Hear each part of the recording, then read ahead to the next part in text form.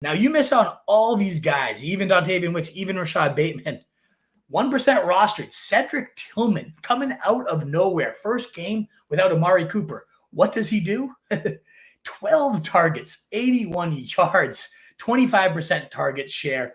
And now we might have Jameis Winston, the ultimate YOLO quarterback, a guy that made both Mike Evans and Chris Godwin top 4 fantasy wide receivers back in the day, a guy that can throw for 5,000 yards and 40 touchdowns, the absolute gunslinger of gunslingers. Jameis Winston is likely to be their quarterback as long as DTR. He actually played ahead of Winston, which I have no clue what's going on there. But he left the game with a finger. Winston comes in for a quarter, and what does he do but throw a touchdown and a 2-point conversion, the absolute quarterback machine. And Cedric Tillman, he led all wide receivers in Week 7 expected fantasy points with 24.2. According to Jacobs Gibbs, a 31% first read target share tied with David Njoku for the team lead went to Cedric Tillman. Whatever reason, he became the clear go-to guy. Not Jerry Jeudy, not Elijah Moore, Cedric Tillman. And hey, we see this happen every year. A random guy finally gets his shot, and he never lets go. I could see Cedric Tillman, especially again if Jameis Winston ends up being that quarterback.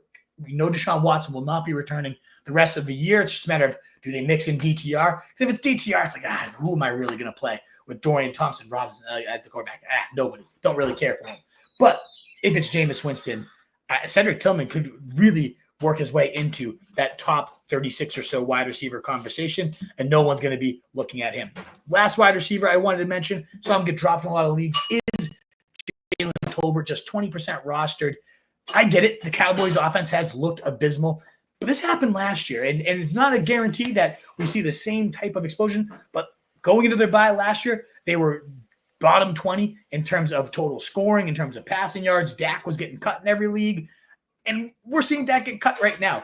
But don't forget that we did see this Cowboys offense completely turn it around after their bye. They ultimately ended up leading the NFL in passing yards and pace per play. It just became an offensive explosion. And that is within the realm of possibility here. And if that happens, Jalen Tolbert's going to be the clear number 2. In his last 5 games, he has over 11 fantasy points in 3 of them. He had a nice 6.3 last week. Nothing crazy, but in a game where they got completely stifled, he did still see 5 targets, 4 catches, 43 yards against the Lions. So with the bye week to rest upon, they come out and they get an absolute cakewalk. Not a single bottom 10 matchup the rest of the season. San Fran, Atlanta, Philly, Houston, Washington, across their next 5 games. 3 of those rank in the top 10. None of them rank outside the top 20 in terms of matchups for wide receivers. So a beautiful spot for this Cowboys passing game to get it right. And Jalen Tolbert, forgotten because of the bye week in a lot of leagues, someone to look for out there on your waiver wires. What is up, you fantasy wolf? Thanks so much for tuning in. If you haven't already, share your thoughts in the comments, check out some more videos, and join the newest Wolfpack by subscribing below.